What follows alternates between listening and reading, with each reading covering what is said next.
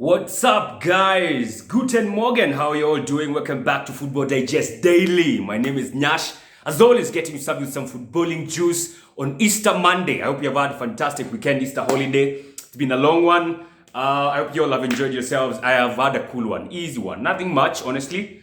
But yeah, I've totally enjoyed myself. Were it not for football, I think I'll be having a better Monday than I am having right now. Football totally massacred that weekend. Alright, so let's get right into it. Of course, Premier League match week 30 was going on. First of all, I had a fantastic IG live on Friday. Yeah, hosting two guys. Yo, a lot of you are asking you can host more than one person on IG. Yes. In fact, moving forward, we might be having even 3 guests now on Match Week Digest. Because you can have 4 guys going live on Instagram now. So there's those adjustments that they've done. That is super interesting. I absolutely loved the Friday show that I did with Samra and Eric. It was a fantastic one. Now, Premier League match week 30 was a crazy one, if you like. First game, early kickoff, as always. Ogopa early kickoff, like Eric always says. We had West Bromwich going to Stamford Bridge to play against Chelsea. Thomas Tuchel, who has been having this, or rather has revived Chelsea's fortunes, or so it looked like. You know, they're not losing, they're not conceding much. Yo, yeah, that was until Big Sam came to town. And then Big Sam came to town and he just steamrolled. What do you call it? Steamrolled his way through Stamford Bridge, man. The bridge collapsed, for lack of a better word. West Bromwich were on fire, of course. Chelsea were taken down to 10 men, courtesy of Thiago Silva's second yellow carding, and out of that, West Brom just steamrolled their way through, man. I absolutely loved it. I loved it. And of course, West Bromwich scored 5-2. I think the last time Chelsea conceded 5 was niliona back when. I think Liverpool had beaten Liverpool walipiga 5. But there's a time Arsenal clapped them 5, I think in 11-12 season. That is way back. That is how many seasons ago? I think 7, 8, 9 seasons ago. If not 10. So yeah, they don't concede much at Stamford Bridge until, Big Sam came to town, and then things just fell apart for Chelsea. Like I said, absolutely loved it, and that set the pace for match week 30. There was so many goals scored by the match week 30. Then after that, we had a small issue of who was playing after that? Not a very important one. Then at 7, we had Leicester City taking on Manchester City, and of course, Man City won the game 2-0. It's just a matter of time now before they're made champions. I mean, like I said, they're the champions elect, and they showed why that day. Leicester stayed a bit strong and resolute and a bit organized and compact, but you can only be strong and compact and organized against Man City for so long before you crack, and they did crack, and then it was 2-0 before they knew it, and just like that, Manchester City got another W under their belt, and they just can't stop winning. They just can't stop winning. Another clean sheet. Those guys now have 17 clean sheets in the Premier League, if I'm not wrong. My God. Wow. 17. They have won 26 of their last 27 games in all competitions.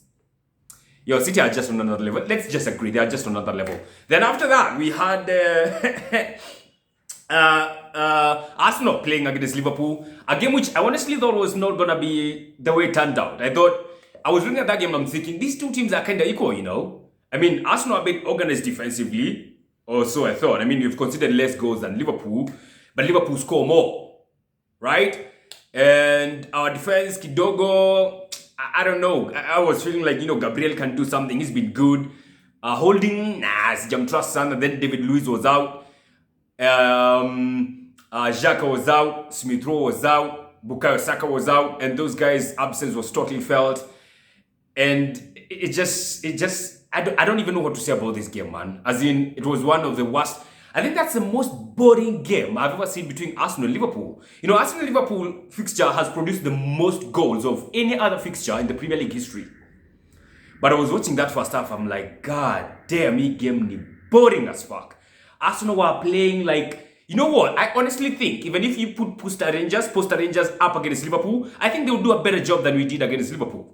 I mean, no disrespect to Poster Rangers, but, I mean, hata tukua Wazito FC, weka wacheza against Liverpool, they'll show a bit of hunger, they'll show a bit of energy, some drive. Arsenal was lacking all that and much more. Guys like Aubameyang were nowhere to be seen. Ceballos, I can't wait for Ceballos to leave. I honestly can't. I have seen enough of that Spaniard. You know what? He should not even call himself a Spaniard anymore. And Ibisha, the word Spanish or being a Spaniard in football is nothing like what we saw him doing against Liverpool. He should not be called a Spaniard. Huyo anafaa itwe kitu ingine but not a Spaniard bana. Yo, alafu Gabriel ndio huyo. That day was just crazy, man. We started way too slow. No drive, no hunger, no desire, nothing. Flat. That's the worst performance I've seen Arsenal play this season, man. Honestly. Gabriel was poor. Holding was poor. Holding Kwanza was poor, and then tumempea a new 3-year contract. I hope that he's trying to get some other guys to come and buy him at the end for free, because he don't need such guys. We honestly don't. Ceballos, he needs to leave yesterday. Ceballos was so poor. So poor. I actually felt like he infected likes of Thomas Partey, because Thomas Partey was also poor. I mean, we could not put like 4 passes together the whole 90 minutes. The whole 90 minutes, we had how many touches? I saw we had 2 touches inside the Liverpool box. 2 in 90. Y'all gotta be joking, man. There's no way that can work out. There's absolutely no way. We had, I think, 3 attempts. Is it 3 attempts? Yes, 3 attempts and 2 on target, didn't do shit. Liverpool may have won by 3-0, but trust me, they didn't sweat for that. They were the better team. The goals zenye walipewa zilikuwa zote walipewa na plate. Gabriel 2 howlers, Holding with the first goal mistake. Gabriel with the last 2 goals. I'm like, gee, man. All this when you're going to play against Slavia Prague? Oh my God, I'm so goddamn. You know, I'm honestly scared. And that has now put us, like it was never like this. We now have to win the Europa League. And that makes me even more worried. That every game tutakuwa tunacheza Europa League, tutakuwa tunacheza na pressure ya we must win. And I'm looking at these guys, the way they played yesterday, and I'm like, I don't know if they can hold out for that. I don't know if they can sustain that pressure, to be honest. I don't know, especially the defense. Gabriel Jana alikuwa, no, on Sato was nothing like I've seen him this season. I have never seen him so poor. And on Saturday, we actually felt the absence of David Luiz. And this sucks, man. The fact that David Luiz's absence was felt. David Luiz mwenye mazee on his day anaweza amka siku moja ambaye leo ni kumasaka Arsenal wafanye mablanda za ufala was being missed. We were missing David Luiz. We were missing Granit Xhaka. The drive and energy and desire of likes of Bukayo Saka and Smith Rowe was felt badly. Aubameyang, oh my God. You know what? I'm honestly starting, if I'm not. I think I'm tired of Aubameyang now. I think I am. Aubameyang is not a leader. He's a captain, but trust me, he's nothing but a leader. But the squad yenye iliwekwa on Sato, there was no leader in that squad. The only person who I would say maybe anakaa leader hivi kidogo ni Kieran Tierney. And you know what? No leader there. Aubameyang is not a leader. He's not scoring goals. I've seen Aubameyang put in poor performances against Olympiacos. I saw him put in poor performances against Tottenham. I saw him put in poor performances against West Ham. And I saw him put in poor performances against Liverpool on Saturday. As in, he is doing absolutely nothing. Squeezing nika Arsenal wakipea mtu ako over 30 a new year contract, ogopa. Mtu ako over 30. Arsenal mpea new year contract. Done. Vamus. Willian. Tulienda kumchukua from Liverpool, from Chelsea, akiwa 31 years of age. Mandem has been, he has the most assists at Arsenal, and that just says it all. The fact that he's been absolutely poor this season, bado ni yako na assist mingi sana in the Premier League for Arsenal. It's fucked up. And I'm looking at Slavia Prague on Thursday now, and I'm looking at how they played against Leicester and beat them, how they played against Rangers and beat them, and how they do actually play, and how we played against Liverpool. Oh my G. I am scared. I'll put it out there. I am scared as fuck of us or for us on Thursday. I don't know if you can go there and win, man. We have to win. And even more so, all this, man, when you're doing this on the anniversary of David Rocasso, maze. Nilisikia watu wameniuthi. Nilisikia wameniuthi. Anniversary Claude also. Not anniversary, but, remembrance of Claude, because he died this past week. 20th anniversary for Rocky Rocasso, of which I watched his his documentary on YouTube, and it's a good one. Big up Awero for showing me that, by the way. It's a good one. Mandem was an Arsenal fan through and through. No, He was an Arsenal guy, the way he played with passion. Nakumbuka walikuwa wanasema when he was told by George Graham that he's going to be leaving Arsenal is going to be selling him to Leeds United, he cried like crazy. He absolutely was in tears. He loved Arsenal that badly. He won 2 league titles with Arsenal. But yeah, I mean, guys putting in such performances in the commemoration of Rocasso, they should be fucking ashamed of themselves. I am so ashamed right now. Yo, it was a boring game, nearly choke and buy. Alright? So that happened on Saturday. Liverpool won 3-0. Then on Sunday, we had a big clash between, not a big clash, but it was a good game between Southampton and Burnley. Southampton came from 2-0 down to win 3-2. Then we had Tottenham playing against Newcastle, a game which seemed like, Hurricane amecheza kama yeye 2 goals. He got 2 goals, but Newcastle were able to pull level, and they scored, courtesy of Joe Willock, scored the equalizer 2-2. And I've seen now, Hurricane has scored, I think, the same amount of goals with Jermaine Defoe. This is not a fact. I've not actually checked this out, but I saw it somewhere. He scored the same number of Premier League goals as Jermaine Defoe, having played 258 games less than Jermaine Defoe.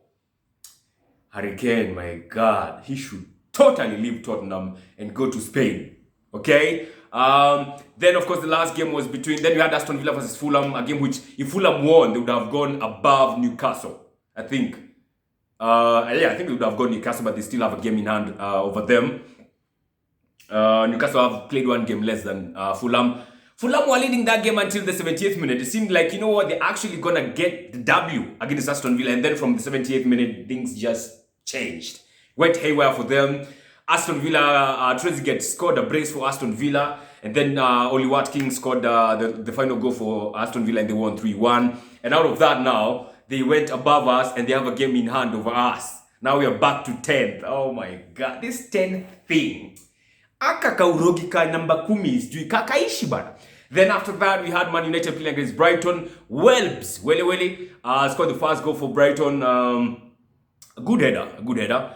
And then, Manchester United were able to turn that around. Then they won the game 2-1. Of course, strengthening their stranglehold on the second position. I don't think anybody's going to take them out of number 2. They are the best of the lot.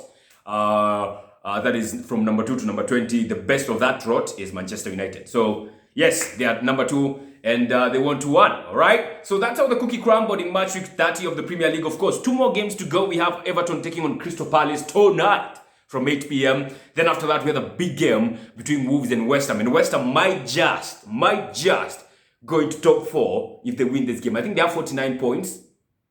Yes, they have 49 points. Chelsea are 4th with 51. So if West Ham wins tonight, they go to number 4 in the Premier League, and I'm rooting for them. Acha washinde kitu bana. West Ham Wolves kwanza wakae huko chini. Acha West Ham wapande. Timu yetu ya London. Acha waende huko juu. Mimi sina shida. All right, so that's what it is. Nothing much happened elsewhere, apart from Serie A, Juventus, Joe. Yo, Juventus, season wazimu. Juventus, they drew, I think, 2-2 with Torino. And they are now 4th in the Premier League, or in the Serie A standings. And I understand they just above Napoli with goal difference. They have the same number of points. Yeah. And just like us and Leeds United. Leeds United, we are above them courtesy of goal difference. We have a positive 5 goal difference. I think they have a -2 or 2 if I'm not wrong. So yeah, that's just the difference between us and Leeds. And that's the same shade between Juventus and Napoli. Juventus are not winning the Serie A this season. That is guaranteed, as anything can be guaranteed. All right? So that's what's up. This week, of course, we have the Champions League coming back on Tuesday and Wednesday. And then Thursday, we have, of course, Thursday night football. Buddha, Mini, Thursday now go past. To be honest, I'm scared as fuck, man. I don't know what these guys will do. I don't know which team will turn up. I have no idea. All right? That's what's up. So what was your highlight of the weekend? Mine, of course, has to be our poor performance against Liverpool. I have never watched Arsenal play more poor than I saw them play on Saturday. I have never. Na Martinelli aanze kupewa game time. Aubameyang akule bench. No, I've had enough of him. Akule bench, Martinelli apewe game time. Lacazette aanze as the striker. Pepe ama Bukayo Saka acheze right wing na hiyo story die. Let's wait up and see what these guys are gonna do on Thursday. All right? Have a fantastic Easter Monday, folks. Take care. God bless. Stay safe.